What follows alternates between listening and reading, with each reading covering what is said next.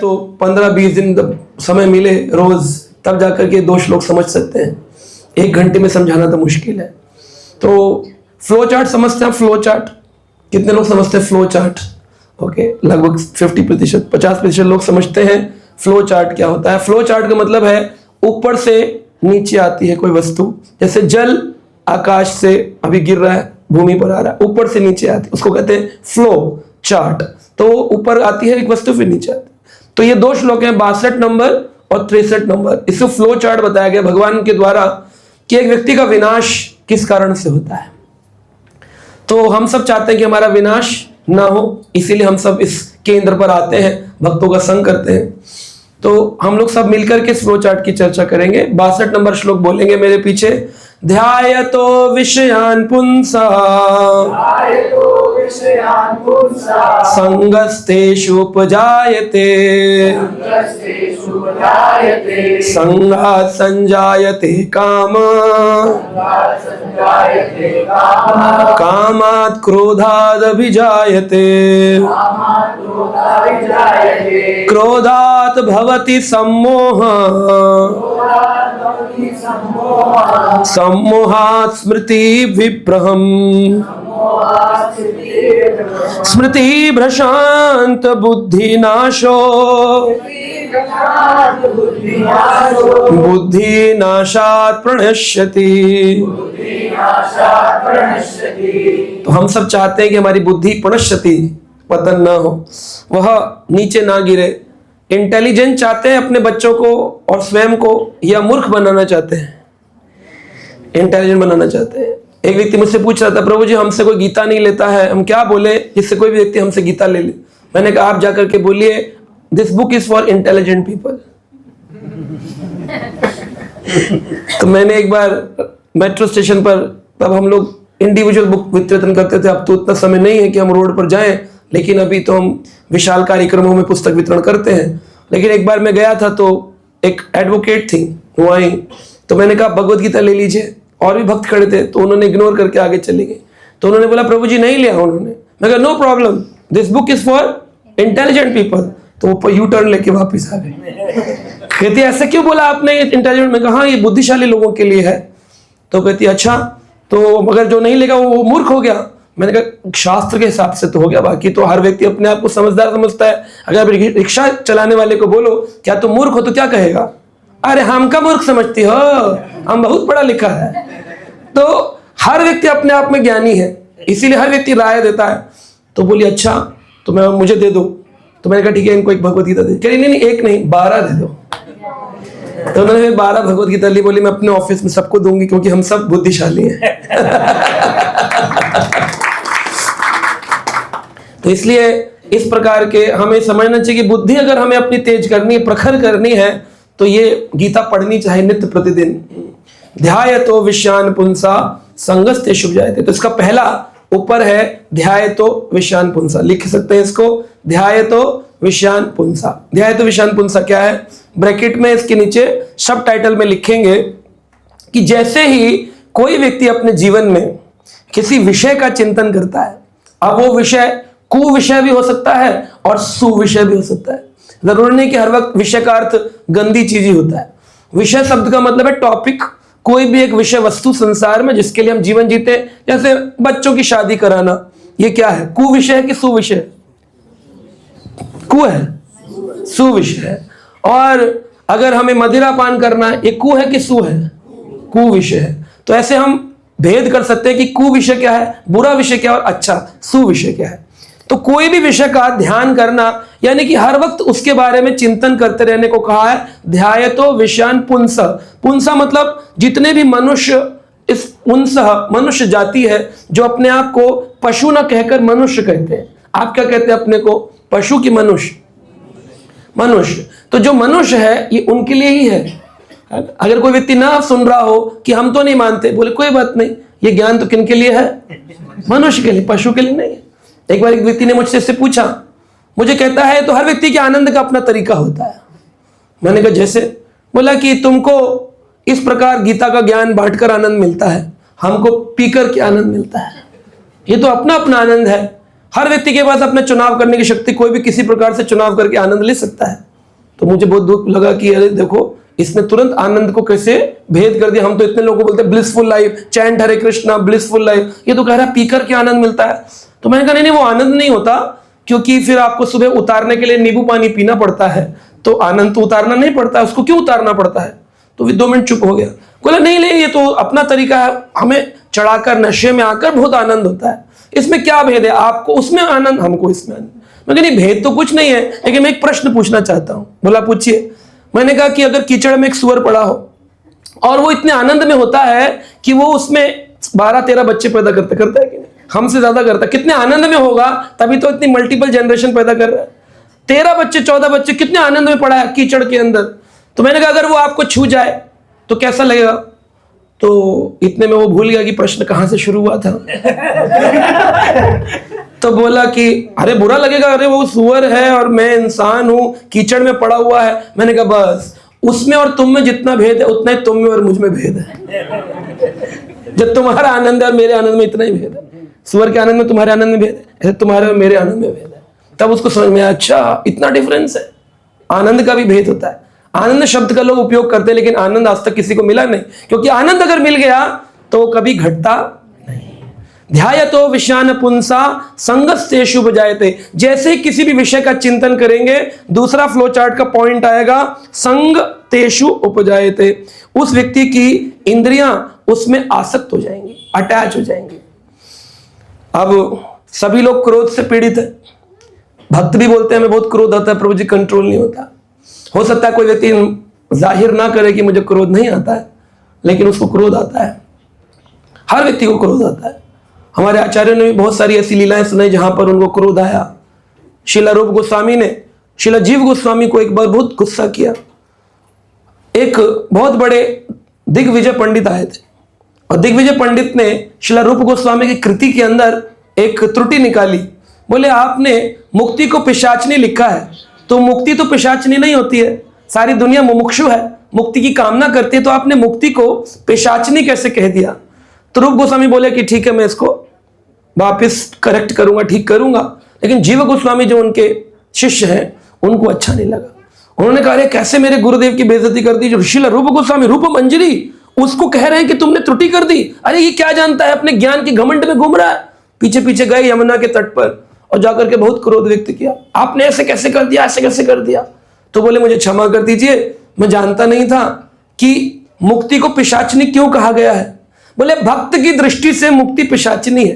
पिशाचनी क्या करती है, किसी व्यक्ति को जकड़ लेती है। तो मुक्ति की कामना भी इस संसार में पुनर्आगमन की कामना है।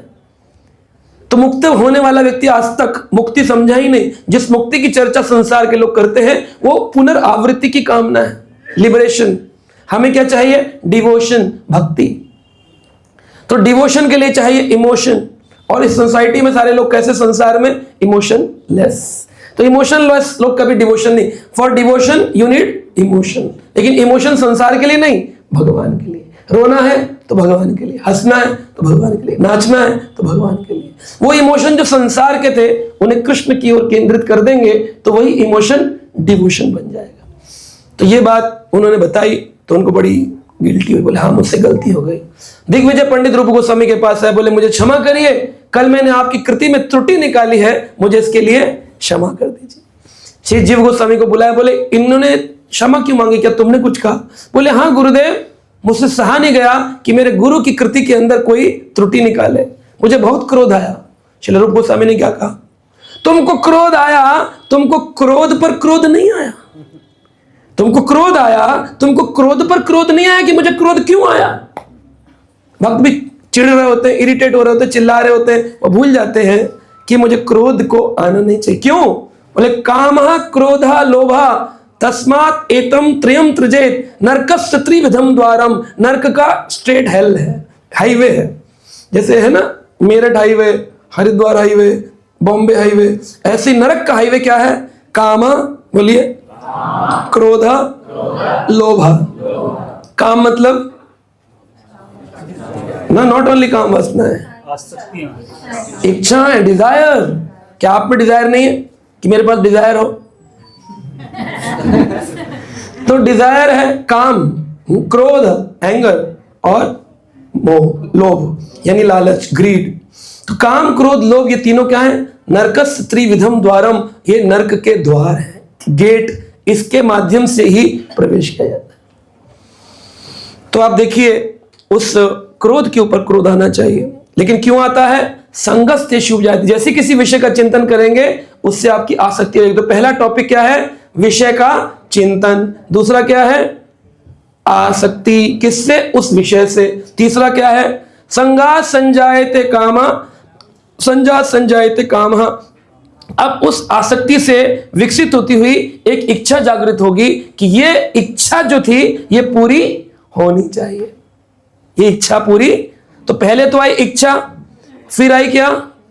आसक्ति, और फिर क्या आई? ये इच्छा पूरी होनी चाहिए। उदाहरण, मेरे बच्चे से मैंने कहा, बेटा ये प्रसाद पाने के बाद ना अन्न मत छोड़ा करो खाने की थाली में, अन्नपूर्णा लक्ष्मी का अपमान हो जाता है, बेटा ऐसे नहीं करना चाहिए। जी मां। अब आपको क्या है कि जब वो प्रसाद पाने बैठा है तो अन्न पूरा फिनिश होना चाहिए। ये क्या आ गई? कौन सी है? सुविषय कुविषय? सुई है। आप कुविषय नहीं है भक्त लोग का, लेकिन सुविषय तो है। एक चिंतन आ गया कि मेरे बेटे को मेरी बात माननी चाहिए। उससे क्या उत्पन्न हो गई? जो ये चाहिए ना, ये आ सकती है, उसको मेरी बात माननी चाहिए। अब इस चाहिए से उसकी इच्छा उत्पन्न हो गई कि जल्दी से ये फिनिश करके मुझे कहेगा, देखो मां आज मैंने एक दाना अन्नपूर्णा का अपमान नहीं किया। ये आ गया संगात संजायते कामः। लेकिन अगर उसने 4 चावल के दाने या 1 चम्मच राइस छोड़ दिया तो क्या उत्पन्न होगा? क्रोध आ जाएगा। क्रोधात कामात क्रोधात अभिजायते, क्रोध आता है, अपने बच्चों पर क्रोध आता है। फिर लोग बोलते हैं क्या बच्चों को नहीं मार सकते प्रभु जी? ये बहुत प्रश्न पूछते हैं लोग। यहां पर गौरांगी नाम रखे हुए हैं, तुलसी वृंदा नाम रखे हुए हैं, कृष्णा गौरांग नाम है, घरों में गौरांग पिट रहे हैं, तुलसी पिट रहे हैं, वृंदा पिट रहे हैं। क्या हुआ? माता जी का क्रोध है, क्यों है? पिताजी का क्रोध क्यों है? बोले कामात क्रोधात अभिजायते, ये काम इच्छा पूरी न होने के कारण क्रोध उत्पन्न। ये संसारी लोगों के लिए नहीं है। लोग इसको लेकर के सोचते हैं, अब गीता लेके, प्रभु जी आपको क्रोध नहीं करना चाहिए, गीता ले लीजिए, मैं नहीं लूंगा। अरे आप कैसी बात कर रहे हैं? माता जी आपको क्या हो गया? क्या हो गया? क्या हो गया? क्या हो गया? आप गीता नहीं ले, समझ नहीं रहे। माता जी आप ही को हो रहा है, प्रभु जी आप ही को हो रहा है। तो ये पहले अपने लिए है। कामात क्रोधात अभिजायते, इस काम से क्रोध उत्पन्न हो जाता है। तो अब इसके नीचे ये 4 भाग तो हो गए। अब क्रोध तक ही होता तो फिर भी ठीक था, क्रोध को तो शांत किया जा सकता है। अब क्रोध के आगे स्थिति क्या हो जाती है? क्रोधाद भवति सम्मोहा, सम्मोह, सम्मोह समझते हैं? सम्मोहन शक्ति, किसी को अपनी ओर आकर्षित कर लेना। तुम गधे हो, तुम गधे हो, तुम गधे हो, ठीक है, वो गधा बन जाएगा। सम्मोहन शक्ति, कोई भी किसी को, है ना, संसार में बड़े बड़े राजनेता, राजनीतिज्ञ, राजा, प्रतिनिधि, उनको स्त्री मोहित कर लेती है और फिर वो एक भ्रुकुटी के हिलाने से बड़े बड़े राजा धराशायी हो जाते हैं। रानी नाराज ना हो जाए, रानी नाराज ना हो जाए।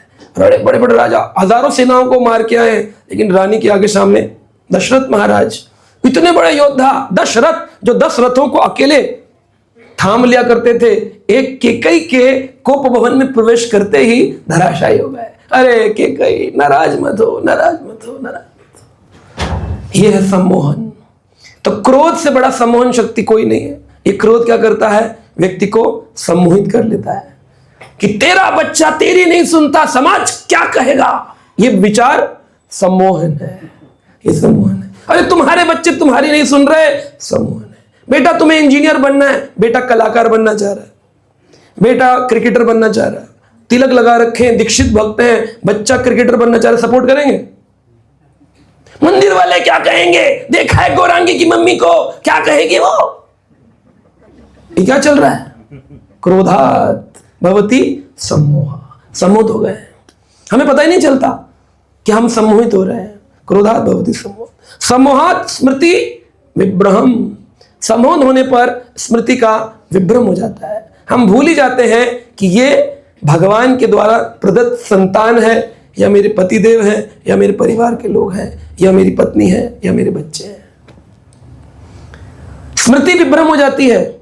जब माँ अपने बच्चे पर हाथ उठाती है, क्या उसको होता है कि ये वही बच्चा है जिसको मैंने 9 महीने पेट में रख करके और गुरु से कृपा पाकर इसका नाम रखवाकर भगवान में प्रार्थना करी थी, मेरे घर लाला आए, लाला पिटने आए थे, मक्खन खाने आए थे, है?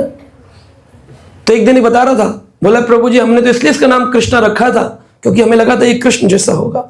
जब से 16 साल का हुआ ये लीला करेगा हमें नहीं मालूम था। तो अब वो विचार में कुछ रखा था, हो कुछ रहा है, तो क्रोधात भवति सम्मोहात स्मृति विभ्रम, और भूल ही जाते हैं, स्मृति विभ्रम हो जाती है कि मेरा अपनी संतान है, ये मेरा अपना व्यक्ति, ये मेरा अपना डिवोटी है। सेवा में ही ले लो, कोई व्यक्ति को आपने सेवा के लिए बुलाया है और वो समय पर ना आए, आपको क्या आएगा? क्यों? कहां लिखा है कि क्रोध कर सकते हैं? क्या आपने उसको तनख्वाह पे रखा है कि मैं तनख्वाह पे रखा? अरे शील रूप गोस्वामी ने, शील भक्ति विनोद ठाकुर ने यहां तक कि जीव अपराध के अंदर एम्प्लॉय के ऊपर गुस्सा करने को भी जीव अपराध माना है। मान लो आपके घर में कोई मेड काम करती है और उसने समय पर काम नहीं पूरा किया, अगर आप उस पर चिल्ला रहे हैं पैसा देने के बाद भी, तो यह जीव अपराध है। किसी भी जीव के प्रति हिंसा करना जीव अपराध है। आप पढ़ लीजिए भगवत गीता के अंदर भगवान कह रहे हैं अनुद्विग्यम कर्म वाक्यम, आपके वाक्य ऐसे नहीं होने चाहिए जो किसी को उद्वेग उत्पन्न कर दें, है ना? तो उद्वेग उत्पन्न करने वाले नहीं होने चाहिए। किसी के प्रति निंदा स्तुति जो होती है, किसी की निंदा नहीं करनी चाहिए। तो ये बड़ी बुरी स्थिति है। यहां पर हम देखते हैं हम साधारणता भक्त समझ ही नहीं पाता कि मुझे क्या करना है। इसमें काफी मदद करते हैं धोती कुर्ता तिलक, ये काफी हद तक हमारे को कंट्रोल करते हैं, हमारे क्रोध को। कोई व्यक्ति बुरा बोल भी रहा हो और आपने धोती कुर्ता तिलक लगाया हो तो आपके अंदर का वो आक्रोश दब जाता है कुछ हद तक। अगर वो आप पैंट शर्ट में हो तो आपका माइक टाइसन बाहर आ जाता है और फिर व्यक्ति सामने को बोलता है तो मुझे जानता नहीं। अगर वो व्यक्ति भक्त निकला तो कहेगा प्रभु आप भी कहां जाने की आप आत्मा, आप तो क्रोध कर रहे हैं। तो स्मृति भ्रशांत बुद्धि नाशो, स्मृति विभ्रम होने पर बुद्धि का नाश, इंटेलिजेंस चली जाती है। How to deal in this particular situation. बुद्धि नाशात प्रणश्यति ही, बुद्धि का अगर नाश हो गया तो व्यक्ति की आत्मा का पतन हो जाएगा, उसको पुनः एक पशु योनि में आना पड़ेगा। तो ये 8 भाग में इन 2 श्लोकों को बांटा गया है। फिर से पढ़े एक बार, सब लोग बताइए। पहला क्या है? ध्याय तो विश्वान पुंसा, यानी क्या हुआ? किसी भी विषय का चिंतन कर ले, कुविषय या सुविषय, कोई भी। ये जरूरी नहीं है कि केवल इसमें बोला गया विषय मतलब हमें गंदी पिक्चर नहीं देखनी, हमें गंदे गाने नहीं सुनने, मांस के बारे में, खाने पर एंजॉयमेंट के बारे में नहीं सोचना। आप किसी भी विषय, हमने तो बच्चे का, संतान को एक उदाहरण लिया जो निज प्रतिदिन आपके घर की क्रिया है, खाना खिलाना, बर्तन उठवाना, बच्चे को शिक्षा देना, संस्कार देना, इसी के अंदर इतना क्रोध उत्पन्न हो रहा है। तो बोले क्रोध करना गंदी बात है? गंदी नहीं, तो यहां तक तो आत्मा का पतन होगा, और कितनी गंदी बात होगी, और कितनी गंदी चाहते हैं।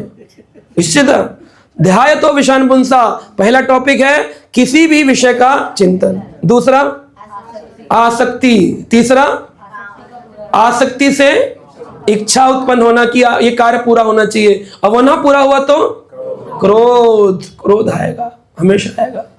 अब उसके बाद क्रोधात भवति सम्मोहन, कौन क्या हो जाएगा? क्रोध में व्यक्ति भूल ही जाएगा कि वो किसके साथ कैसा व्यवहार कर रहा है।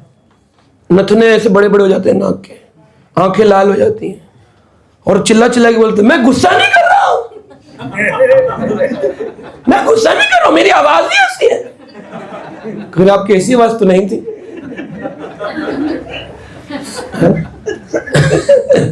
लेकिन वो क्रोधी होता है क्योंकि उसमें सम्मोहित हो चुका है, व्यक्ति भूल गया है। आत्मा तो छोड़ ही दो, आत्मा की बात तो हो ही नहीं रही। आत्मा की बात में तो अलग ही बात करेंगे। यहां तो अभी मनुष्य की बात हो रही है कि एक मनुष्य को जो भक्त बनने की क्रिया में है उसको कैसा व्यवहारिक ज्ञान होना चाहिए, वैष्णव सदाचार होना चाहिए। क्रोधात भवति सम्मोहा, सम्मोहात स्मृति, क्या हो जाएगा? सम्मोहन होने से स्मृति का विमरण। मैं भूल जाऊंगा तेरा मेरा रिश्ता क्या है, नाता क्या है तुम्हारा हमारा। लोग जड़ देते हैं, पत्नी पति को, पति पत्नी को, है ना? तो इसमें कभी कभी पुरुष घबराए रहते हैं। मैंने पूछा इतना क्यों घबराते हो घर जाने से? कह रहे प्रभु जी वो स्मृति विभ्रम हो जाता है, वो रिश्ता भूल जाती है। करवा चौथ रखती है जिसके जीने की कामना करती है, घर जाकर उसी के मरने की कामना करती है। कर पूरा साल जीने नहीं देती और करवा चौथ रखकर मरने नहीं देती। क्यों हो रहा है ये? स्मृति विभ्रम। स्मृति विभ्रम हो गया कि ये हमारा रिश्ता क्या है, नाता क्या है, ये मेरा पुत्र है, यही पुत्र आगे जाकर मेरा पिंडदान करेगा। अगर उसको क्रोध उत्पन्न हो गया, उसने पिंड तोड़ डाल दिया, आपको क्या होगा फिर? गुस्से में उसने 2-4 पिंड कम कर दिए तो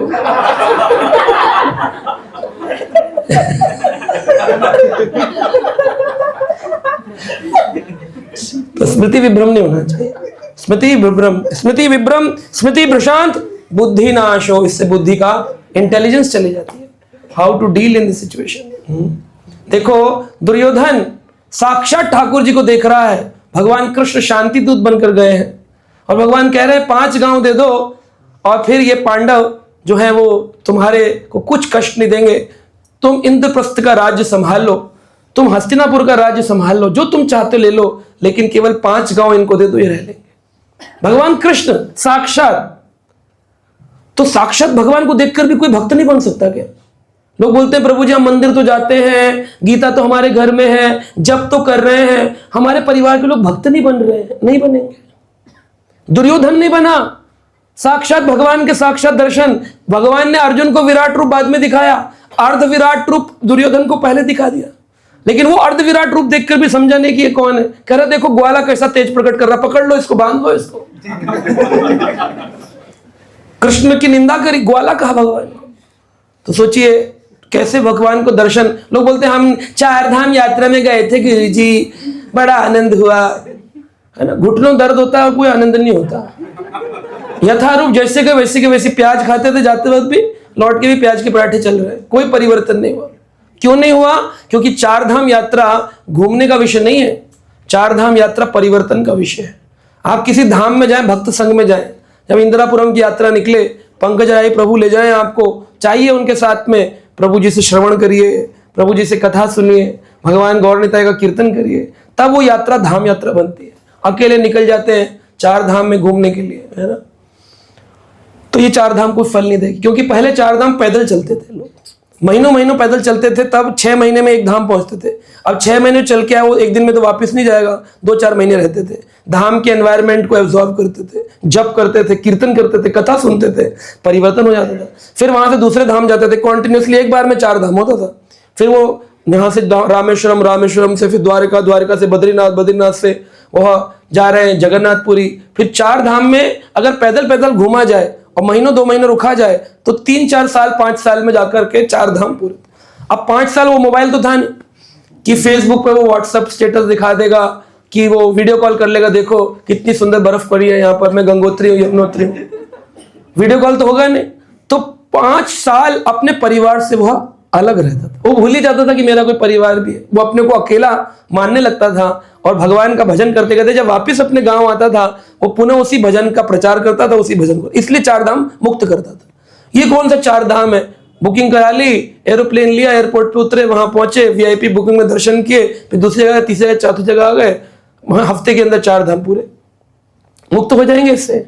यानी कि मुक्ति 4 धाम जाने से नहीं हो रही है, उसमें जो प्रक्रिया करी भजन की, श्रवण की, वो मुक्त कर रही थी व्यक्ति को। तो वो तो आप यहां पे भी कर सकते हो। श्रील प्रभुपाद ने कहा ये जो बीड बैग है, this is a ticket to Golok Vrindavan Dham. अगर इससे ध्यान से जप कर ले तो आपको 4 धाम की आवश्यकता है। तो इस प्रकार स्मृति विभ्रम हो जाती है। स्मृति भ्रशांत बुद्धिनाश, बुद्धिनाशात प्रणश्यति, और व्यक्ति का पूर्ण रूप से पतन हो जाता है। इसका मतलब ये तो हो गया कि हमें क्रोध नहीं करना चाहिए, प्रभु जी समझ में आ गया। लेकिन हम पर कोई क्रोध करते तो प्रभु जी हम भी तो, हमारा खून भी तो गर्म है, तो खून गर्म जवाब देता है, जैसे को तैसा, टिट फॉर टैट। तो हम अपने को तो वश में कर सकते हैं, प्रभु जी दूसरों को कैसे वश में करें, और दूसरा करे तो फिर क्या करे। कहते हैं भजन बिन अपमान कौन सहे, भजन के बिना अपमान को कोई सहन कर ही नहीं सकता है। एक ही व्यक्ति इस अपमान को सहन कर सकता है, दूसरे के क्रोध को, जो स्वयं खुद गौर निताई के भजन में लगा है। जब तक कोई व्यक्ति ध्यानपूर्वक जप नहीं करता, जब तक कोई व्यक्ति ध्यानपूर्वक हरि कथा का श्रवण नहीं करता निरंतर प्रतिदिन, तब तक वह कभी भी इस क्रोध को अपने और दूसरे के द्वारा किए गए पर अपने, इन दोनों प्रक्रियाओं में वो अपने आप को विफल पाएगा, सफल नहीं पाएगा। अगर आप चाहते हैं कि अपना क्रोध वश में हो तब भी ध्यानपूर्वक जप, और दूसरा क्रोध करे तब भी ध्यानपूर्वक जप और श्रवण। भागवत श्रवण एक ऐसी विधि है जो आपको पूर्ण रूपेण शुद्ध कर देगी। कोई व्यक्ति अपमान करे आप उसको सहन कर लेंगे। भजन बिन कौन अपमान सहे, भजन के बिना कोई अपमान सहन करने की नहीं आती। साधु का एक लक्षण बताया गया शास्त्रों में, भागवत में, तितिक्षुः, करो ने कहा, सुहृदम सर्वदेहिनाम, अजात शत्रुः, शांतः साधः साधुभूषणम्। पहला है तितिक्षुः। तितिक्षुः का अर्थ क्या है? हाँ, सहनशीलता। तो सहनशीलता तो बता दिया। एग्जैक्ट तितिक्षुः क्या है? कह रहे हैं जो तितिक्षुः है, इस शब्द का एग्जैक्ट अर्थ अगर हम देखें तो क्षितिवत होना है। क्षिति क्या होता है? पृथ्वी, है ना। क्षितिज बोलते हैं ना जहां पर पृथ्वी और आकाश, तो क्षितिवत होना है, पृथ्वी के समान सहनशील होना। कैसी है पृथ्वी? इतने हजारों मांस खाने वाले पापी तापी लोग इसके ऊपर विचरण कर रहे हैं। इसके अंदर ड्रिलिंग करी जा रही है, पृथ्वी में से पेट्रोल डीजल निकाला जा रहा है, कितने खनिज पदार्थ निकाल निकाल कर खुदाई हो रही है, रोड बनाई जा रही है, पहाड़ काटे जा रहे हैं, इतना डिस्ट्रक्शन हो रहा है, फिर भी अब तक पृथ्वी यथारूप है। थोड़ी सी पृथ्वी कमर सीधी कर ले तो भूकंप आ जाता है। थोड़ा सा ऐसे हिलती है, लोग बोलते हैं अरे पंख हिल रहे, पंख हिल रहे, बेट बाहर आ जाओ, बाहर आ जाओ, पंख हिल रहे। कह तो वो पंख अभी हिल ही रहे, तो उन्हें ये ड्रिलिंग करना बंद नहीं किया तो गिरेंगे ऊपर से पंख, सोते सोते गिरेंगे ऊपर लोगों के। अभी किसी ने तो भविष्यवाणी कर दी है, कितने करोड़ लोग, 200 करोड़ लोग बचेंगे 800 करोड़ लोगों में से, जो पूरी पृथ्वी पे 600 करोड़ लोग समाप्त होने वाले हैं। ऐसी भविष्य मालिका पुस्तक जगन्नाथपुरी से जो आती है, उसके बड़े वीडियो चल रहे हैं। भविष्य मालिका में लिखा है 2025 में 200 करोड़ लोग रह जाएंगे, 600 करोड़ लोग समाप्त हो जाएंगे। ऐसा भविष्य मालिका में ऐसे बताया। मैंने तो पढ़ी नहीं है, सिर्फ सुना है। लेकिन न भी हो तो मैं ये मानता हूं कि विनाश काल का मतलब ये नहीं कि मर जाना। अरे जो व्यक्ति भजन नहीं करता वो मरे के समान ही है।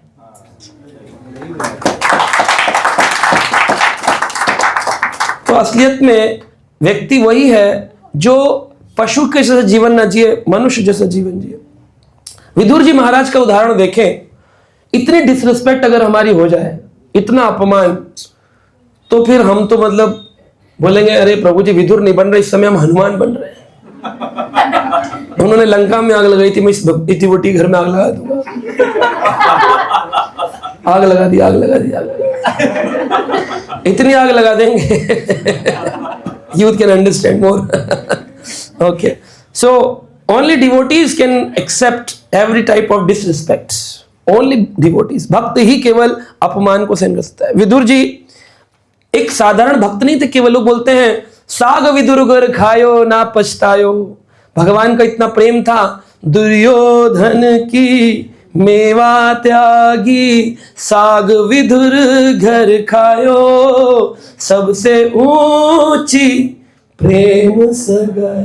प्रेम ऐसा था, उन्होंने 56 भोग उसके छोड़ दिए दुर्योधन के, लेकिन विदुर जी के घर जाकर कच्चे केले के छिलके खा लिए, साग खा लिया। तो विदुर के प्रेम के कारण विदुर को लोग जानते हैं, लेकिन ये नहीं जानते महाभारत में विदुर एक अधिरथी थे। अधिरथी समझते हैं? एक होते महारथी, एक होते रथी, एक होते अधिरथी। तो जैसे कंपनी होती है एक बड़ी बैटलफील्ड में, युद्ध क्षेत्र में, तो उसमें एक उत्तम श्रेणी का कमांडर होता है, फिर नीचे उसके कमांडेंट होता है, उसके नीचे ऐसे डेजिग्नेशन वाइज महारथी, रथी, अधिरथी। तो विदुर जी खाली भक्त नहीं थे, एक बहुत बड़े योद्धा भी थे, अधिरथी थे। विदुर जी अधिरथी थे, और जब उनके साथ दुर्योधन ने, कौरवों ने उनका अपमान किया, तो केवल भक्त नहीं थे। मैं उनके 3 गुण बता रहा हूं यहां पर। एक तो भक्त थे, केवल भक्त ही नहीं थे, एक बहुत बड़े योद्धा भी थे, और तीसरे एक बहुत बड़े कृपा पात्र भगवान के रूप भी थे। धर्मराज जो थे, यमराज, उन्हीं का रूप, मांडव ऋषि को जब श्राप मिला वही विदुर का रूप लेकर के जन्म लिया। यानी कि धर्मराज थे, जो धर्मराज समाज में सब लोगों के कर्म नियम को देखते हैं, किसने अच्छा किया किसने बुरा किया। वो धर्मराज खुद विदुर बन के आए हैं, तो वो विदुर में इतनी शक्ति थी, अगर केवल दृष्टिपात दुर्योधन और कौरव की सेना पे कर देते 11 अक्षौणी सेना खड़ी खड़ी भस्म हो जाती, इतनी शक्ति थी विदुर के अंदर। तो अपमान एक व्यक्ति सह ले, कहते हैं चैतन्य चरितामृत में कि एक व्यक्ति अपमान सह ले जो गरीब है, एकदम कमजोर है, तो कोई उसे बोले पागल है क्या, हाँ साहब पागल है हम, तो गरीब है ना, उसके पास कोई पोजीशन नहीं, कोई पावर नहीं, कोई धन नहीं, तो वो तो सह लेगा। लेकिन चैतन्य चरितामृत कहती अपना के श्रेष्ठ हैया माने अति दीन, पहले अपने को श्रेष्ठ ज्ञान में प्रचंड हो जाओ, फिर ऐसे हाथ जोड़ो, प्रभु जी हमें कुछ नहीं आता, हम तो अज्ञानी हैं। ऐसा कर सकते हो? थोड़ा सा भी ज्ञान किया, भगवत गीता का एक श्लोक याद हो जाए, मामेका पांडवाश्च किम कुर्वत संजय, फिर देखो खड़े खड़े दंडवत होता है, हरे कृष्ण प्रभु जी, दंडवत प्रणाम प्रभु जी। फिर थोड़े दिन में जी भी चला जाता, प्रभु कहाँ है? मैंने कहा जी कहाँ गया? जी मैं जा रहा हूं सेवा में। तो ये एक ज्ञान देखिए, कहते प्रभुता पाए कौन मद नहीं, थोड़ा सा ज्ञान आते, प्रभुत्व आते ही मद अहंकार उसको घेर लेता है। इसलिए कुंती महारानी ने कहा है कि जो व्यक्ति ज्ञानी है, सुंदर है, उस व्यक्ति के अंदर एदेमान मद पुमान, उस व्यक्ति के अंदर मद उसको घेर लेता है। जन्म ऐश्वर्य श्रुता श्री भी एदेमान मद पुमान, ऊंचे कुल में जन्म हो जाना, ब्राह्मण कुल में जन्म हो गया, बड़े ऊंचे कुल के जन्म, ऐश्वर्य, बहुत सारा धन हो जाए, बहुत उसमें अभिमान होता है, जन्म ऐश्वर्य श्रुति, और उसको उसने बहुत सारा ज्ञान एजुकेशन ले लिया हो, श्री भी, और बहुत सुंदर हो, तो ये धनी व्यक्ति, सुंदर व्यक्ति, एमटेक बीटेक पीएचडी, और साथ में चौथा ऊंचे कुल का जन्म, ये चार लोग कुंती महारानी कहती हैं जन्म ऐश्वर्य श्रुता श्री भी एदेमान मद पुमान, ऐसे पुरुष मद में होते हैं, ठाकुर शरण में नहीं आते। लेकिन भगवान को कौन पसंद है? अकिंचन गोचरः, वो व्यक्ति जिसकी किंचित मात्र कृष्ण के अलावा और कोई ध्येय नहीं जीवन जीने का, ऐसा व्यक्ति भक्त कहलाता है। ऐसा बनना पड़ेगा। अकिंचन गोचर, अपने मान अपमान सब बुला दो, आप एक सूक्ष्म आत्मा हो जो भगवान की सेवक है। इस स्थिति में पहुंचना ही भक्ति की प्रक्रिया है। यहां नहीं पहुंचे तो हमने 4000 भगवत गीता करी है प्रभु जी, हमने 4 सेंटर खोल दिए, ये तो भारी प्रक्रिया है। आपने खुद क्या किया? अंदर से, अंदर क्या हो, घमंडी हो, क्रोधी हो, तो फिर कोई उसका उपयोग नहीं है। आपकी सारी क्रिया श्रम एवं ही केवलम व्यर्थ चली गई, जो भी आपने किया सब व्यर्थ चला गया, क्योंकि जिस कारण से चले थे उसका लक्ष्य ही खराब हो गया। क्रिया तो बहुत सुंदर रही लेकिन उसका उद्देश्य भंग हो गया। आप देखिए, जब हम देखते हैं दक्ष प्रजापति ने यज्ञ किया था, ब्रह्मा विष्णु बुलाए, लेकिन उसका क्रिया तो उत्तम थी लेकिन उद्देश्य खराब था। क्या था? महेश शिव का अपमान करना। जब उद्देश्य गलत हो तो विष्णु भगवान के होने के बाद भी उसका फल क्या मिला? सती का अग्निकुंड में जाकर के अपने को भस्म कर लेना। तो अगर आपकी क्रिया बहुत अच्छी, आप जब बहुत अच्छा कर रहे हैं, सेंटर पे आ रहे हैं, गौर निताई गौर ने जैसे नाच भी रहे हैं, लेकिन यहां से आप निंदा, चुगली, बुराई, हमेशा दूसरों में दोष दृष्टि, हमेशा कैसे अपने आप को ज्यादा बढ़कर दिखाऊं, मेरा नंबर आगे किससे आएगा, ऐसी क्रियाएं, हमारा उद्देश्य खराब होने से हमारी क्रियाएं कितनी अच्छी भी हो लेकिन हमारा फल अंत में खराब ही आने वाला है, रिजल्ट इज 0। तो इसलिए उद्देश्य अगर अच्छा हो, क्रिया अगर अच्छी ना भी हो, मुझसे गलती हो गई प्रभु जी मुझे क्षमा करिए, उस व्यक्ति पर भगवान अति कृपा करें। भगवान का नाम पतित पावन है, कपट पावन नहीं है। तो पतितों का उद्धार करेंगे। अगर आप सच में सोचते हैं कि मैं कमजोर हूं, मुझे कुछ नहीं आता, तो फिर आप पर भगवान कृपा करेंगे। लेकिन आप सामने वाले की परीक्षा लें, बोले प्रभु आपने श्लोक सुनाया, हमने पहले सुना था, अच्छा है, मुझे कुछ आता नहीं है लेकिन मैं पूछ रहा था, इसका उद्देश्य गलत है। क्रिया तो सही कर रहा है, प्रश्न पूछ रहा है, लेकिन उद्देश्य गलत है इसका, तो इसको फल क्या मिलेगा? ये इसके मन में आक्रोश होगा, नहीं नहीं ये वाले प्रभु जी उतने अच्छे नहीं है, वो वाले का मिलियन व्यूज थे ना, वो वाले ज्यादा अच्छे थे, मैं तो उनको फॉलो करता हूँ, ये वाले कहाँ थे, मैंने देखे तो है, सुने नहीं ज्यादा। ये सब कंपैरेटिव स्टडी, ये सब करना, ये उद्देश्य गड़बड़ है ना। भगवान का भक्त जिसके हृदय में ठाकुर विराजमान है, सबके प्रति समान है ना भाव रखना, सबको प्रेम करना, उद्देश्य तो ऐसा होना चाहिए। यही सिखाया चैतन्य महाप्रभु ने हमको। तो विदुर जी के अंदर अधिरथी का दम था, एक भक्त का भावना थी, और तीसरा धर्मराज थे, वो जला सकते थे। लेकिन दुर्योधन ने क्या कहा?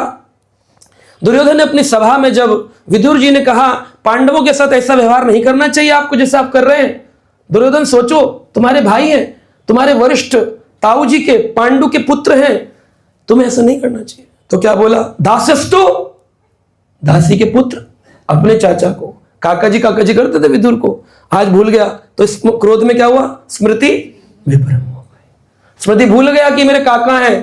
भाई पांडु महाराज, धृतराष्ट्र और विदुर तीनों ही तो वेदव्यास के पुत्र हैं, तीनों को वेदव्यास जी ने जन्म दिया। लेकिन आज अपने ही चाचा, अपने काका को भूल करके उनको क्या कर? दास्यस्तु, दासी पुत्र ऐसे बोलता है कोई? दासी के पुत्र, तुम तो मेरी झूठन खा करके बड़े हुए हो। हमारे पिताजी झूठन छोड़ते थे तब तुम्हारा जन्म हुआ और तुम बड़े हुए हो। तुम अपने आप को हमारी बराबरी में समझते हो। हम तो तुम्हें अभी तक कुछ इसलिए नहीं कहे क्योंकि हमारे पिता धृतराष्ट्र तुमको अपना छोटा भाई मानते हैं, इसलिए हमने आज तक कुछ नहीं कहा, वरना तुमको कब का उठा करके जंगल में भेज देते। अगर अपनी क्षति नहीं चाहते हो तुरंत यहां से निकल जाओ, ऐसा बोलते हैं। अब क्या करना चाहिए? एक बार बस ऐसे देखना था धृतराष्ट्र की ओर, दुर्योधन की ओर, और पूरी 11 क्षुणी पूरी के पूरी दुर्योधन समाप्त, पूरे दुशासन आदि सब भस्म हो जाते। अधिरथी थे, धर्मराज थे, भक्त थे। क्या भक्त के पास इतनी शक्ति नहीं? हम विदुर मैत्री संवाद पढ़ रहे हैं और विदुर जी अपमान सह रहे हैं, हम हरे कृष्ण प्रभु जी मैं सेवा तो करता हूं पर इतना अपमान भी नहीं। सेल्फ एस्टीम भी कुछ चीज होती है प्रभु जी, सेल्फ एस्टीम भी तो कोई चीज होती है प्रभु जी। क्या एस्टीम? क्या? जहां सेल्फ आ गया वो तो सेल्फिश हो गया, जहां सेल्फ आया तो सेल्फिश हो गया। एक बार एक मछली ने बोले मां हम कभी भूमि पर नहीं जा सकते, पृथ्वी पर घूमने विचरण करने। मछली ने अपनी पुत्री से कहा नहीं नहीं, हम लोग पानी की फिश हैं, पृथ्वी पर तो सेल्फिश रहती है। तो जो लोग सेल्फिश हैं और स्वार्थी हैं ऐसे लोग पृथ्वी पर विचरण करते हैं। विदुर जी चुपचाप बिना कुछ कहे उस स्थान से चले गए और वो जानते थे कि मुझे यहां से जाना है और भगवान कृष्ण की शरण ग्रहण करनी है। अब देखिए विदुर जी ने क्या कहा जब दुर्योधन ने उनसे ऐसा संवाद कहा, दास्यस्तु हो, दासी के पुत्र। तब उन्होंने क्या बोला? अब वही बोल सकते थे, अंधे का पुत्र, चाचा हूं तेरा, सम्मान कर मेरा, ऐसे हो सकता था संवाद और थ्रिल हो जाता, महाभारत में और मजा आता पढ़ने में देखने में। लेकिन नहीं, उन्होंने क्या बोला?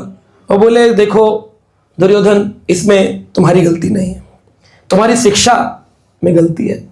मैं तुम्हारा विनाश रोकना चाहता था परंतु मैं समझ गया हूं ये विनाश अब नहीं रुक सकता है क्योंकि ये कृष्ण की काल लीला है। कौन सी लीला है?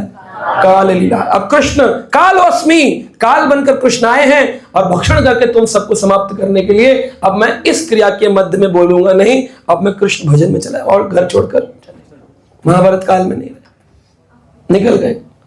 तो हमको भी ऐसे करना चाहिए, जिस स्थान पर लोग सुनने को तैयार हो वहीं इंटरफेयर करना चाहिए। अगर सुनने को कोई तैयार नहीं हो तो वहां ज्यादा बोलना नहीं। कई बार लोग आते मेरे पास, प्रभु जी मंदिर में क्या क्या हो रहा है आपको मालूम है? मैं कहा नहीं, ये सब मालूम करूंगा तो कृष्ण क्या कर रहे हैं हम कब मालूम करेंगे? हमें क्यों अपना समय लगाना है? एक बार व्यक्ति हमारे गुरु महाराज परम पूज्य गोपाल कृष्ण गोस्वामी महाराज जी के पास आए और भक्त कहते हैं महाराज जी मंदिर में ऐसा ऐसा होता है, आपको क्या क्या बताएं? महाराज बोले कि जब इतना बुरा है तो मत बताओ।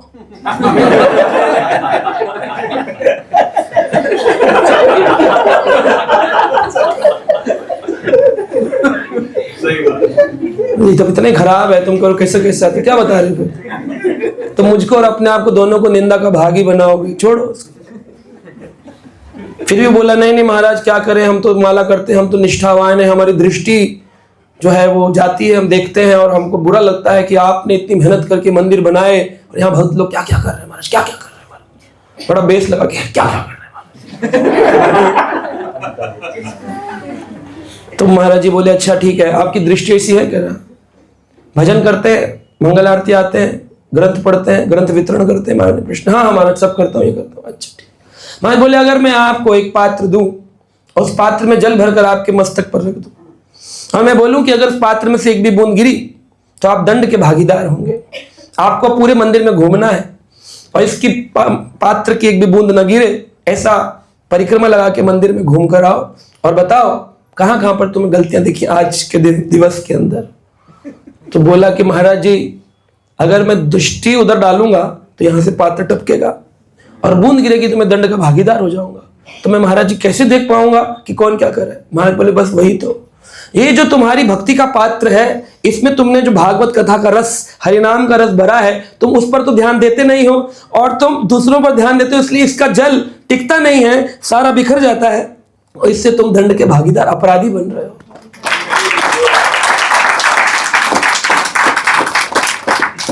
तो महाराज जी को अच्छा नहीं लगता था, लेकिन ये दुखद बात है कि ज्यादातर लोग महाराज जी के पास कंप्लेंट लेकर जाते थे। बुरा लगता है, लेकिन अब क्या कर सकते हैं, गुरु महाराज की इच्छा, उनके भक्त। लेकिन बुरा लगता था कि जब भी जो व्यक्ति जाए, कभी प्रसन्नता का बात बताने नहीं जाएगा। जाएंगे, उसके भी जाते थे भक्त, लेकिन अधिक भक्त जाएंगे प्रॉब्लम लेकर के। तो प्रॉब्लम देने से महाराज जी बोलते थे हर बार ध्यानपूर्वक जप करिए, प्रश्न का उत्तर एक ही है, पुनः पुनः पुनः पुनः पूछ कर क्या उत्तर बदल रहा है, फिर भी व्यक्ति नहीं समझ रहा, सम्मोहन इतना है, स्मृति इतनी बिगड़ गई है, उसे लग रहा है इस बार कुछ और उत्तर मिल जाएगा। तो जब हमें जप ही करना है तो ध्यानपूर्वक जप करना चाहिए, बार बार पूछने का क्या फायदा। क्रिया वही है, उस क्रिया को जितना ध्यान विशेष से करेंगे उतना उत्तम उसका फल प्राप्त होता है। तो हमें क्यों गुस्सा नहीं करना चाहिए, हमने जाना। इसके कुछ कारण, हमें क्रोध नहीं करना चाहिए। पहला, हमको सबके हृदय में भगवान का दर्शन करना चाहिए। क्या ठाकुर जी सबके हृदय में नहीं है? नहीं है तो बताइए कि हाँ इसके हृदय में नहीं है, ये जो मृदंग बजाता है इसके हृदय में ठाकुर जी नहीं, इसके में कार्टून चरित्र बैठा है। ऐसा है क्या? सबके में कौन है? तो जब आप किसी व्यक्ति के अंदर दोष देख रहे हैं, असलियत में आप भगवान में ही दोष देख रहे हैं, क्योंकि कृति किसकी है? भगवान की। जैसा भी बनाया, टेढ़ा मेढ़ा एड़ा, एड़ा है मेढ़ा है पर मेरा है, भगवान का है। तो जब भगवान के हैं एड़े मेढ़े टेढ़े, तो आप दोष निकालें, यानी भगवान की कृति में, क्रिया में, भगवान की पेंटिंग में, उनके द्वारा बनाए गए मानव में, उनके द्वारा बनाए गए स्थान में आपने दोष निकाला। एक मित्र ने दूसरे मित्र से कहा, बोला देखो प्रभु की प्रकृति कैसी है? इतने बड़े बड़े कद्दू जो हैं वो नीचे लगा दिए और छोटे छोटे पेड़ इतने ऊंचे पेड़ पे लगा दिए। देखो बेचारा बेल झुकी जा रही है, कद्दू को सहन नहीं कर पा रही है। प्रभु को प्रकृति बनाने नहीं आती है, कद्दू ऊपर बड़े वृक्ष पे लगाने चाहिए थे, बेर नीचे छोटे छोटे लगाने चाहिए। तो बोला आप ठीक है, कौन बताया भगवान को, चलो दोनों सो जाते हैं, थोड़ी देर विश्राम करते पेड़ के नीचे। इतनी देर में तेज तूफान आया तो ऊपर से बेर गिरे तो नींद टूट गई, उसकी आंख पे गिरा एक बेर आकर के। तो कहता है वैसे एक बात है, प्रभु की प्रकृति ठीक है।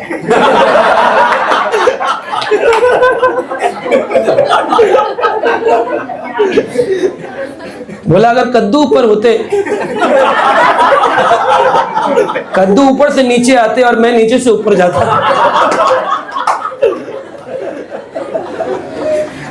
तो भगवान की प्रकृति पर प्रश्न चिन्ह उठाना। अगर प्रकृति में पेड़ हैं तो मनुष्य भी है, और मनुष्य तो उत्तम कृति है। 84 लाख योनि में से 4 लाख मनुष्य उत्तम कृति है।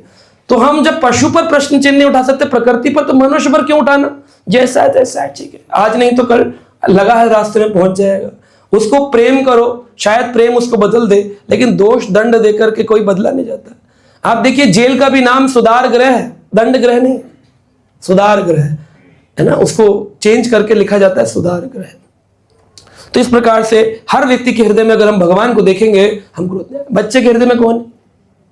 ठाकुर जी। तो ध्रुव महाराज के पिता माता ने, उत्तानपाद ने उनके साथ बड़ा बुरा व्यवहार किया, अपनी गोदी से उतार दिया था। जब उत्तम कुल के भक्त बन गए, ठाकुर जी से मिलाप हो गया, पुनः लौट करके बिटूर में आए मधुवन से, तो स्वागत करने के लिए सुरुचि, सुनीति, उत्तानपाद, उत्तम सब पहुंचे। और अंत में बताते हैं जब उन्होंने 36 साल का राज कर लिया, तो उनके जो पिता थे उत्तानपाद और उनकी जो माता जिन्होंने उनको गोदी से निकाला था, उनका नाम था सुरुचि, उन दोनों को जंगल की अग्नि में भस्म होकर के मरना पड़ा। उत्तम जो था खड़ा खड़ा देख रहा था, केवल देख ही रहा था, उस उत्तम को यक्षों के द्वारा मरना पड़ा। तो यानी कि एक भक्त के द्वारा भक्त के ऊपर किए गए दोष कितना प्रकोप करते हैं माता, पिता और भाई को भी। ये नहीं सोचना ये तो हमारे परिवार का है, छोटा है, पेल दो, मारो इसको, माँ है चपत लगाओ, मेरा बेटा है। आपसे पहले वो भगवान का है। माता पिता जन्मदाता नहीं है कर्मदाता। उसके कर्मों के आप लेके जो कर, आप उसको बदल नहीं सकते हो। आप केवल फैसिलिटेट कर सकते हो बच्चे को, परिवार में जिसको भी। ना किसी के कहे से कोई बदला है ना कोई बदलेगा। हमें लगता है हम कहेंगे तो बदल जाए, कोई नहीं बदलेगा, कोई नहीं बदलता है। आप केवल उसको सपोर्ट करो, सहायता करो, उसके मनोभाव में उसको सहयोग करो, संस्कार देने का प्रयास करो जितना दे सकते हो, जिसको भी, अपने आजू बाजू। लेकिन आप किसी को बदल सकते हो, बदलने वाले तो केवल कृष्ण है और कोई नहीं। हमें लगता है हमने बदल दिया, एक्चुअली बदलते भगवान ही है। हमें निमित्त बनाकर बदलते, इसलिए हमें अहंकार हो जाता है हमने बदलाव किए हैं। बदलाव तो कृष्ण के द्वारा। श्रील प्रभुपाद जी से जब किसी ने पूछा, आपने पूरे विश्व में इतने मंदिरों का निर्माण किया, हजारों भक्तों को जोड़ दिया इस्कॉन से, ये सब आपकी कितनी सिद्धि है? प्रभुपाद ने कहा, मैं तो कुछ भी सिद्ध नहीं, ये सब क्रिया तो ठाकुर जी की और मेरे गुरुजनों की है, मेरे अंदर तो कोई योग्यता नहीं है। ये होती है विनम्रता। दूसरी चीज, क्रोध नहीं करना चाहिए, क्योंकि अगर आपके साथ कोई कुछ कर रहा है तो वो कृष्ण के द्वारा प्रदत्त क्रिया है, कृष्ण के द्वारा किया गया। आपके किसी प्रारब्ध भोग को खंडन करने के लिए, आपको निर्मल हृदय बनाने के लिए आज ये आपके साथ हो रहा है। अगर हो ही रहा है तो सहन कर। एक बार एक साधु पेड़ के नीचे बैठे थे, एक धोबी आया गधे को लेके कपड़े धोने के लिए, नदी के किनारे कपड़े धोने लगा। कहता, महाराज जी आप यहाँ बैठे हैं, मैं जरा कपड़े धोने जा रहा हूँ, गधे का ख्याल रखेंगे? बोले, हमने घर का त्याग गधे का ख्याल रखने के किया था। कह रहे, महाराज जी पेड़ पर बांध जाऊंगा, आप ख्याल रख लीजिएगा, जब तो कर ही रहे, मैं अभी कपड़े धोकर आया। उन्होंने कोई जवाब नहीं दिया। वो सोचा कि ना में भी हाँ होती है, तो कुछ बोला नहीं, तो बांध कर चले गए। वापिस आए तो गधा गायब। तो उसको बहुत क्रोध उत्पन्न हो गया। क्रोधात भवति सम्मोह। और भूल गए कौन है साधु। सम्मोहत स्मृति विभ्रम, सम्मोहत में भूल ही गए साधु है। उनने ऐसे साधु के ये गर्दन में पकड़कर उनका अंग वस्त्र और खींचा, हे साधु मेरा गधा कहाँ है? तो साधु भी, जब किसी ने क्रोध किया तो हम भी क्या करते हैं, रिप्लाई करते हैं। साधु भी इतने साल से घर का त्याग करके तपस्वी होकर पेड़ के नीचे बैठे थे, हैं? उनको भूल गए कि मैं कौन हूं, मेरी स्थिति क्या है। स्थिति भूलते ही उन्होंने भी गधे के मालिक जो धोबी था उसकी कॉलर को पकड़ लिया। बोला, हे कैसे बात करता है, मैं साधु तो अभी बना हूं 10 साल से, पहले मैं पहलवान था।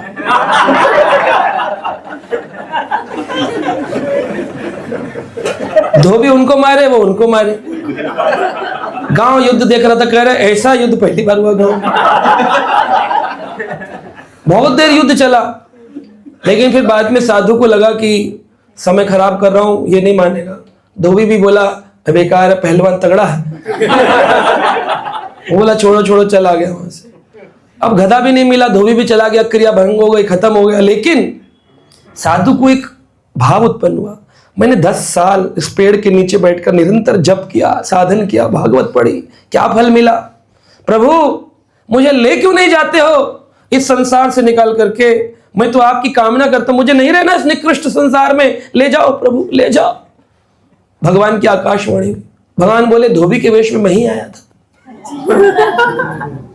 मैं तुम्हारी परीक्षा, क्योंकि देखो आईएएस होता है ना, उसके पहले क्या होता है, रिटन टेस्ट, ऑब्जेक्टिव टाइप, ये फिर फाइनल इंटरव्यू होता है। उसमें मेरिट लिस्ट आती है कि फाइनल क्या हुआ। हर एग्जाम में, मंदिर में भी कोई भक्त बनेगा तो बोले पहले आईडीसी कर लो, ये कर लो, वो कर लो, दीक्षा से पहले गुरु से एक भेंट होगी, फिर फाइनल होगा जो भी होना है नहीं होना। तो भगवान जीवन में दुख सुख की गाड़ी चलाएंगे और धाम में ले जाने से पहले एक परीक्षा भेजेंगे। वो किसी भी रूप में आ सकती है। साईं या संसार में सबसे मिलियो धाय, ना जाने किस रूप में नारायण मिल जाए। धोबी के रूप में मिल गए।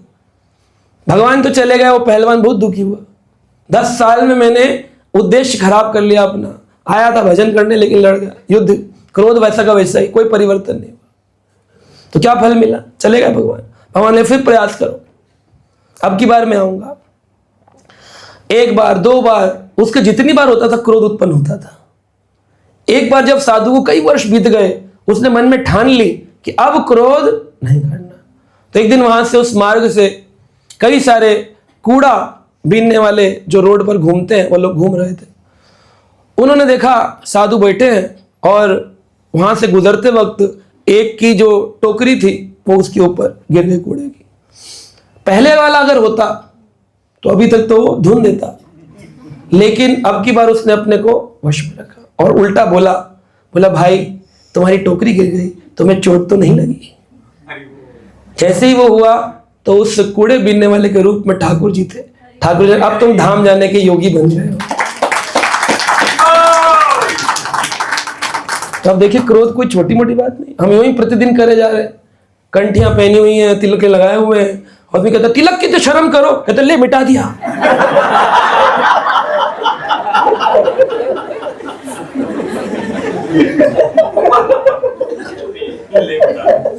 हाँ, एक भक्त मिले हमारे प्रभु जी को, उनके पुत्र का एक्सीडेंट हो गया था प्रभु जी के साथ। उसने बड़ी बुरी भाषा में, गाली की भाषा में बात करी। कंठी थी उसकी 6, 3 के 2 राउंड पहने हुए, तो बुरा व्यवहार किया। तो उसने इतने पिताजी आ गए जो सीनियर भक्त थे, तो वो प्रभु जी हमारे एक थे, तो उनको बोले कि प्रभु जी, उन्होंने कहा कि गलती हो गई मेरे से, आपका बेटे को चोट लग गई, थोड़ा मैंने गाड़ी खोली, उधर से टक्कर हो गई, क्षमा कर दीजिए मुझे। तो प्रभु जी क्या बोले, मैं जानता हूं तुम कितने बड़े भक्त हो, है ना, हमें कम मत समझना। अगर वो तो मेरा बेटा था जिसने गाली दी, मैं होता तो तुम्हें तोड़ ही डालता। 10 साल 15 साल 20 साल भजन करके ये भाषा है ना। फिर क्या कह दिया मैंने, ऐसा क्या बुरा बोल दिया आपको जो आप इतने चिढ़ रहे हैं? क्या बोल दिया मैंने? साला ही तो कहा है खाली। तो ऐसी भाषा, ऐसे उपयोग नहीं बोलना चाहिए हमको, लेकिन लोग बोल रहे, भाषा में ही उनकी है। लेकिन अपने को जितना ज्यादा आप संसार में हटा करके कह रहे हैं भगवत गीता में कि अगर आपको इस वाणी की तपस्या है, सबसे बड़ी यही है स्वाध्याय। जितना आप गीता का अध्ययन करेंगे, आपकी वाणी शुद्ध होती चली जाएगी, शुद्ध होती चली जाएगी। बिल्कुल आप ऐसे बोलेंगे, आप लोग कहेंगे अरे ऐसा लगता है, अरे मीठी चाशनी गिर रही है आपके मुख से। चाणक्य पंडित कहते हैं अगर दरिद्रता ही है, आप किसी को धन नहीं दे सकते, आप किसी को दौलत नहीं दे सकते, जल नहीं दे सकते, वस्त्र नहीं दे सकते, मुस्कान तो दे सकते हो। आप किसी को वचन तो अच्छे बोल सकते हो, हरे कृष्णा कैसे हैं, इसमें भी ईगो, हरे कृष्णा बोलो। आप कौन से ग्रुप से हैं? मैं गाजियाबाद। ओ, मैं नोएडा वाला हूं। मैं केवल नोएडा वालों में मुस्कुराता हूं।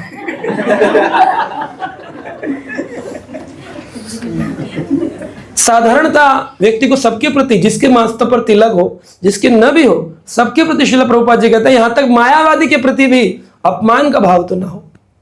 उनके सिद्धांत को आप विरोध कर सकते हो, पर किसी व्यक्ति विशेष का विरोध नहीं करना चाहिए, किसी की निंदा नहीं।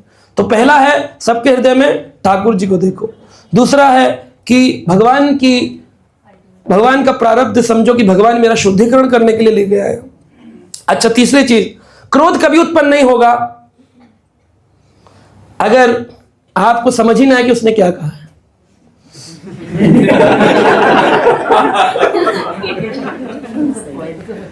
बचपन में मुझे याद है, हम लोग खेलने जाते थे, तो मैं से गलती से मैं ग्राउंड में पानी डाल रहा था, हम लोग खेला करते थे स्कूल में, तो मैंने पानी से डाला, किसी बच्चे पर चला गया, तो उसने कुछ गंदी भाषा में कुछ बोला, तो मुझे पता नहीं था, आज भी नहीं पता उसने क्या बोला था, लेकिन किसी और ने मुझे बोला, इसने जो बोला वो ऐसा बोला कि बेटा बहुत गंदी बात थी।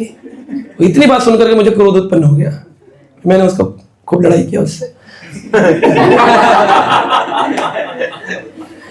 तो एक्चुअली हमें अगर पता ही ना हो, है ना, भले उसने गाली में पीएचडी करी हो, लेकिन अगर आपकी वो भाषा ना हो तो आपको समझ नहीं आएगी। अगर आपको भी समझ में आ रही है कि वो क्या बोला, इसका मतलब आपकी भी वो भाषा है, तभी तो आपको असर पड़ रहा है। अगर कोई मलयालम में आपको कोई तो आप कहेंगे हरे कृष्णा, कितना मीठा बोलती माता, कह रही थी रसगुल्ला लेके आऊंगी। लेकिन अगर आपको वो समझ में आ रहा है तो फिर आपको क्रोध आएगा। इसलिए संसार में कोई भी कैसा भी व्यवहार करे, अगर वो निकृष्ट व्यवहार कर रहा है तो हम तो उत्तम कर सकते हैं, क्योंकि हमारी तो भाषा ही नहीं है ना, हमारी वो भाषा नहीं है, तो आप उसको रिजेक्ट कर सकते हो, है ना। चौथा पॉइंट है जो मैंने बोला, तितिक्षुभा, क्षितिवत, धरती के समान सहनशील अगर आप हो जाओ, अपने को डस्टबिन जैसे मैं बताया, साधु के ऊपर कूड़ा डाला गया, फिर भी साधु ने कुछ भी नहीं कहा, विनम्रता का रूप दिखाया।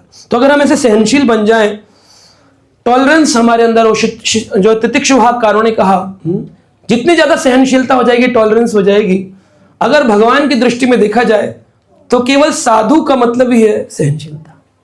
जो जितना सहन कर पाएगा, जो जितना सहता है, वो उतना भक्ति में बस। आपकी सहन शक्ति 1% है, बोले बस अब पानी सिर से उतर गया तो आप डूब जाओ, क्योंकि पानी सिर से उतर गया तो आप डूब गए। लेकिन आप कब पानी सिर से कभी ना उतरे, तो उसके लिए एक बार गोपाल कृष्ण गोसाई महाराज से हमारे मंदिर के एक वरिष्ठ भक्त ने पूछा, महाराज जी मैं इस मंदिर में नहीं रह सकता हूं, क्योंकि आप मुझे संसार में कहीं भेज दो, अंडमान निकोबार भेज दो, लेकिन इस मंदिर से सेवा से हटा दो, मेरे से अब सहन नहीं हो रहा। तो महाराज जी बोले थोड़ा सहन और करो। उन्होंने 1 वर्ष सहन किया। अगली बार महाराज जी यात्रा में उधर आए तो फिर उन्होंने बोला, महाराज जी अब नहीं हो पाएगा, बस महाराज अब तो ऐसा हो रहा है, महाराज आप जो बोलेंगे करने को तैयार, बस ये नहीं। तो ऐसे कई बार जब हुआ तो एक बार उन्होंने पूछा, महाराज जी आप पिछले 7 वर्षों से कह रहे सहन करो, कितना सहन करूं? सहन की भी तो एक लिमिट होती है। तो महाराज जी बोलते हैं स्काई इज द लिमिट, है ना? कितनी सहनशील। महाराज ने बोला अगर मैं पिछले 40 सालों से सहन नहीं कर रहा होता तो आज मैं हजारों भक्तों का गुरु ना होता।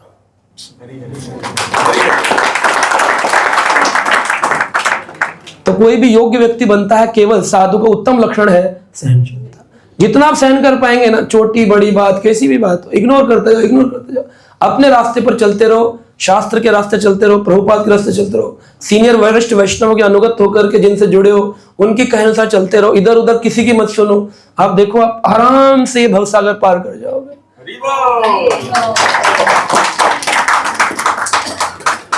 देखिए विभीषण दूसरा उदाहरण है, जिन विभीषण ने इतना अपमान सहा रावण का, कितना कुछ नहीं कहा उसने। उस अपमान के लिए यहां पर कुछ दोहे बताए जाते हैं, चौपाइयां बताई जाती हैं रामचरितमानस में। कहते हैं बुद्ध पुराण श्रुति सम्मत बानी, कहे विभीषण नीति बखानी, सुनत दसानन उठहर साई, खलते ही निकट मृत्यु अब आई। उन्होंने कहा कि राम के शरण में क्यों नहीं जाते हो? उन राम के शरण में तो तुम जिस भगवान की पूजा करते हो शंकर, वह शिव भी रमेति रामेति रमेति राम नाम वराने, सहस्त्र नाम तत्तुल्यम राम नाम वराने। वह राम की शरण में तो शिव जी भी जाते हैं, शंकर भी महामंत्र जाए जपे महेशु, महेश जी भी निरंतर महामंत्र का जाप करते हैं। विभीषण बोले रावण तुम क्यों नहीं शरण में जाते हो? उनकी सीता उनको लौटा दो, खामखा के लिए क्यों इतना सब तुम कर रहे हो? पूरी लंका का नाश हो जाएगा। तो बुद्ध पुराण श्रुति सम्मत बानी, जब सम्मत की बाणी कही, कहे विभीषण नीति बखानी, उन्होंने नीति का बखान किया, योग्य शास्त्र बताया करना क्या है क्या नहीं करना है। सुनत दसानन उठहर साई, उसको गुस्सा आ गई, इतनी गुस्सा आई, खलते ही निकट मृत्यु अब आई। वो बोला खल, अब तेरी क्या आ गई है? मृत्यु आ गई है। अगर एक पल और रुका इस लंका में तो तुम मारे जाओगे। तो इसलिए किसको उपदेश देना चाहिए? बोले उपदेशो ना मूर्खा नाम प्रकोपाया न शांतये। उस व्यक्ति को उपदेश देना चाहिए जो उपदेश सुनने के लिए तत्पर हो। साधारणता संसारी लोगों को उपदेश दोगे तो क्या होगा? प्रकोपाया, गुस्से में आएंगे, न शांतये, साधु नहीं बनेंगे। जैसे पयोपानंग भुजंगा नाम केवलम विश्ववर्धनम, सांप को दूध पिलाएंगे तो सांप का जहर बढ़ जाता है ना? सांप का जहर बढ़ता है, लेकिन सांप जो है वह दूध पीता नहीं। आपको मालूम है? आपने पिलाया कभी सांप को दूध? कितने लोगों ने पिलाया? सांप कभी दूध नहीं पीता है। लेकिन साइंस भी कहती है सांप के जो स्नेक के फैंग्स होते हैं पॉइजनस, उसमें जब मिल्क जाता है तो उसके मिल्क जाने से उसमें पॉइजन की वृद्धि हो जाती है, इतना जहरीला हो जाता है कि अपने ही जहर से सांप 5 महीने में, नाग पंचमी के बाद 5वें महीने में उसकी पंचमी हो जाती है, वो समाप्त हो जाता है। जितने सांप मरते हैं भारत में, अब एक सोसाइटी है उसने स्नेक प्रिजर्वियर सोसाइटी, कई सारी बन गई हैं, वो सर्पों की रक्षा हेतु काम कर रहे हैं।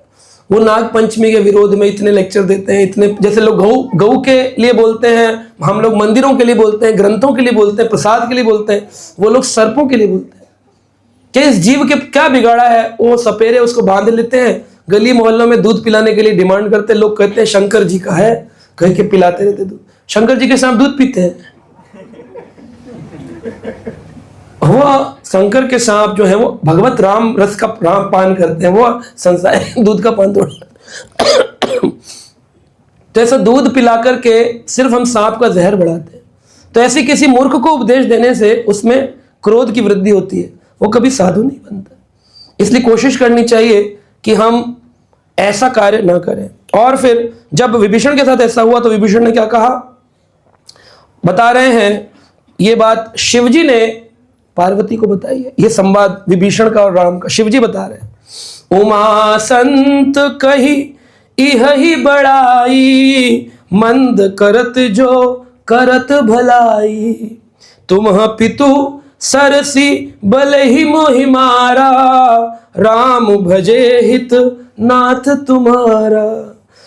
शिव जी कह रहे हैं पार्वती, इस विभीषण के साथ रावण ने जैसा व्यवहार किया, उमा संत कहे हही बड़ाई, इस संत की कितनी बड़ाई करूं।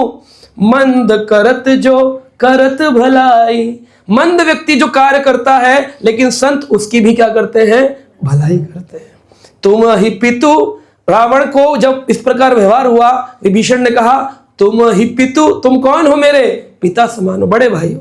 तुम ही पितु सरसी भला ही मोहि मारा, मैं जानता हूं तुमने मेरे को मारा है, लेकिन राम भजे हित नाथ तुम्हारा, मैं तुम्हारे हित के लिए राम से जाकर प्रार्थना करूंगा कि तुम शरण में जा रहे हो तो राम ही तुम पर कृपा करके तुम्हें छोड़ दे। तुम्हारे हृदय में भी मुझे राम का दर्शन हो रहा है। रावण, मैं तुम्हारा विरोधी नहीं हूं, तुम्हारा हितैषी हूं। मंद करते करत भलाई, तुम्हारे साथ कोई बुरा भी करे उसके लिए भी भलाई करो। ऐसी स्थिति को संत होना, विभीषण और विदुर की स्थिति को बोलते हैं। यहां तक जाना है, ये हमारी टॉप टारगेट है पहुंचने का। तो हमको छोटी मोटी बातों पर बुरा मानना, क्रोध करना, ये सब त्यागना चाहिए, तब हम इस श्लोक से बचेंगे, अन्यथा बुद्धि नाश, बुद्धि का नाश हो जाएगा। हरे कृष्ण।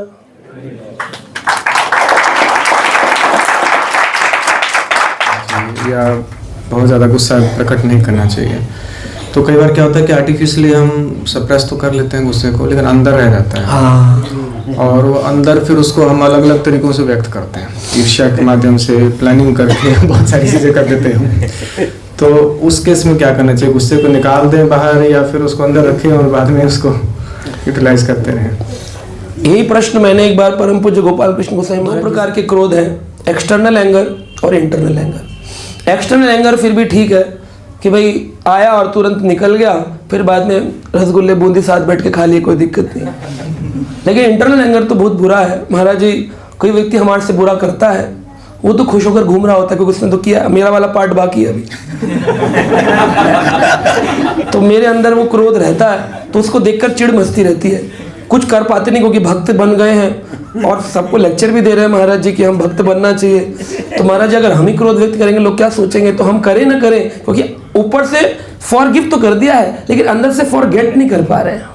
तो ये प्रश्न किया मैंने, तो महाराज जी ने बोला who is at the fault, कौन व्यक्ति प्रॉब्लम में रहेगा। मैंने कहा महाराज हम ही रहेंगे, क्योंकि हम हमेशा चिंतन करते रहेंगे, जो करने वाला वो तो करके निकल गया, वो तो फ्री घूम रहा है दिमाग से। हमारे दिमाग में हमेशा बेचैनी है। तो who is at the fault, कौन तकलीफ में।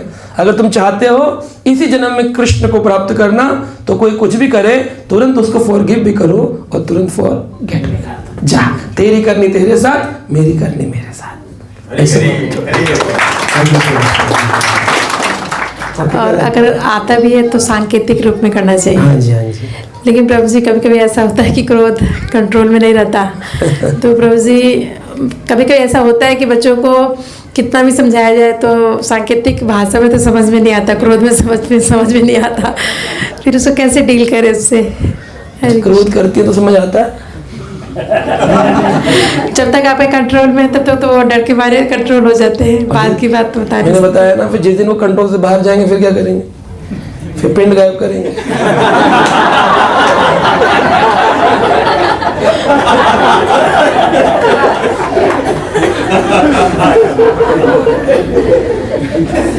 श्रील प्रभुपाद जी बोलते हैं संतान को बड़ा करने के लिए सबसे उत्तम है प्रेम।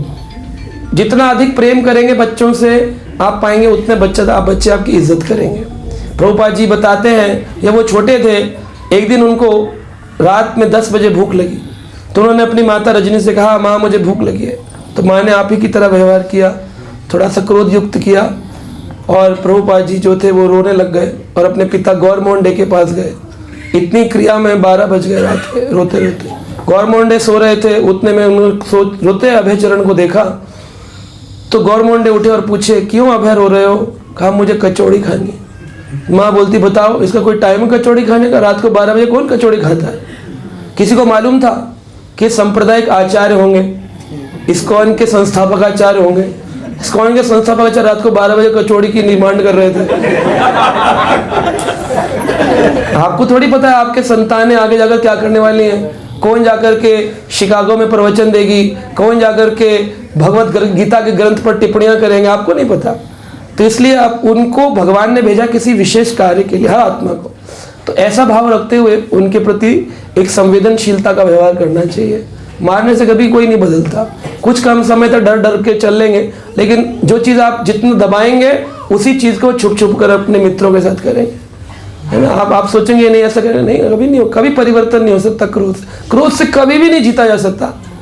क्रोध से कभी भी किसी भी चीज़ को नहीं, बच्चा तो छोड़ दीजिए, किसी भी चीज़ को नहीं जीता जा सकता, है ना।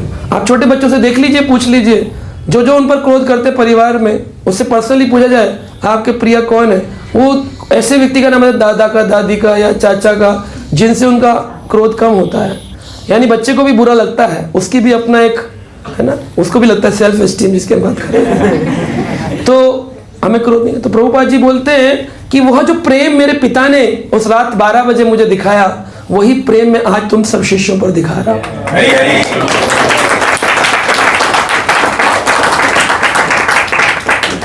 तो ये मुश्किल लगता है लेकिन ज़्यादा मुश्किल नहीं है।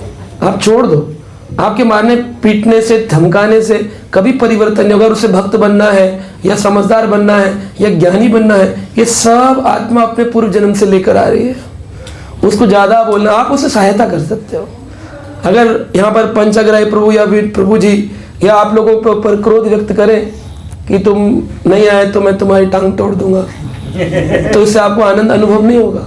तो जैसा आपको अनुभव होता है वैसे उस बच्चे को, फर्क इतना है कि उसकी कद काठी छोटी है, लेकिन आत्मा सच्चिदानंद है, जितनी आपकी उतनी उसकी है। वो बाल का 10,000वां हिस्सा है। जितना मान सम्मान आपको चाहिए उतना उसको भी चाहिए। जितना करेंगे उसको उतना ही आपके प्रति प्रेम उत्पन्न होगा। माता पिता को ऐसा होना चाहिए कि बच्चा किसी और के पास न जाए, हर परेशानी के लिए अपने माता पिता के पास ही है। जब वो आएगा कि कोई तो है जो मुझे गले लगा करके मुझे समझाता है। अगर मैडम ने मारा है तो माँ ने भी 2 मार दिए तो वो कहाँ जाएगा? कोई तो जिसके कंधे पर रखकर रो ले, कोई तो जिसकी गोदी में बैठ करके सीख ले। बड़ा हो जाएगा फिर तो कौन प्यार करने वाला है? फिर तो पत्नी से भी आकांक्षा ही रखता है बस।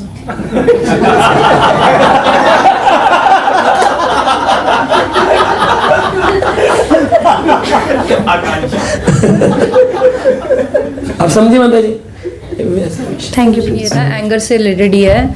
जैसे कई लोग ना अपना काम करते नहीं है, मतलब कर सकते हैं वो, बट उनकी वजह से थोड़ा जैसे हमें भी तकलीफ होती है और हमें फिर वो काम करना पड़ता है। तो उसमें ना फिर कर भी देंगे हम, थोड़ा टाइम लगता है, पर फिर ये अंदर से मतलब खुड़ना पड़ता है, मतलब खुड़ना पड़ता है कि हम कर रहे हैं जबकि वो कर सकते हैं। तो कोई वैलिड रीज़न हो तो इट्स ओके, लेकिन फिर जैसे अब हम कर रहे हैं काम, फिर मन में चलता रहता है कि हाँ ये हमें क्यों करना पड़ रहा है, ये है, थोड़ा गुस्सा भी आता है। तो ये मतलब कर लेना चाहिए, मतलब माइंड में ऐसे थॉट आने लग जाते हैं कि इसकी जगह हम कहीं और टाइम लगा लेते तो कुछ ज़्यादा अच्छा होता, हम अपने लिए कर सकते थे।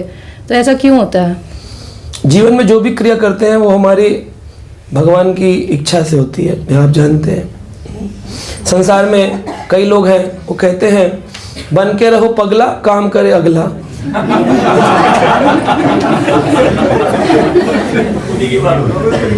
तो पागल बन के रहते हैं। और ये हमने पढ़ा है अपने मैनेजमेंट कोर्सेज में, 80-20 प्रिंसिपल होता है। किसी भी जगह, किसी भी क्षेत्र में, मंदिर में भी भगवत गीता मैराथन होता है, स्कोर चार्ट देख लीजिएगा। 20% लोग सबसे ज़्यादा भगवत गीता करेंगे, 80% लोग बहुत कम करेंगे।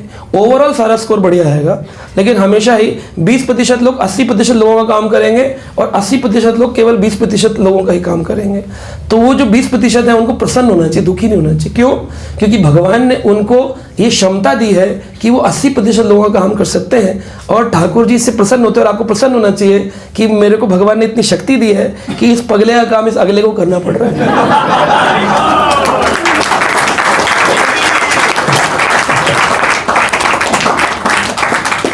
So we should feel proud, we should feel thankful. Krishna, you are engaging me more, है ना? तो छोटी छोटी चीज़ों में भी, जैसे कॉलेज का सर्टिफिकेट बनाना है, कोर टीम का काम होता है, जैसे प्रेसिडेंट वाइस प्रेसिडेंट का काम होता है, वो कर नहीं रहे हैं। लाइक उनके कुछ पड़ी ही नहीं है, तो मुझे सर्टिफिकेट चाहिए, तो मैं करूंगी तो सबको मिलेगा सर्टिफिकेट, लेकिन मेंबर भी कोई एक्टिव पार्टिसिपेशन नहीं ले रहा। अच्छा, धन्यवाद किसको देंगे जिनको मिलेगा सर्टिफिकेट?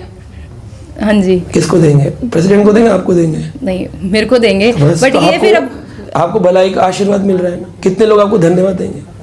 अगर हर व्यक्ति ये सोच ले अगला करेगा, तो फिर तो संसार में कोई काम ही नहीं करेगा। तो फिर ऐसे थॉट्स क्यों आते हैं मन में कि इस काम की जगह मैं कुछ और अपने पे इन्वेस्ट कर लेती, अपना कुछ और कर लेती, पढ़ लेती उस टाइम पे ज़्यादा, तो मतलब सर्टिफिकेट बनाने में कितना पढ़ लोगे?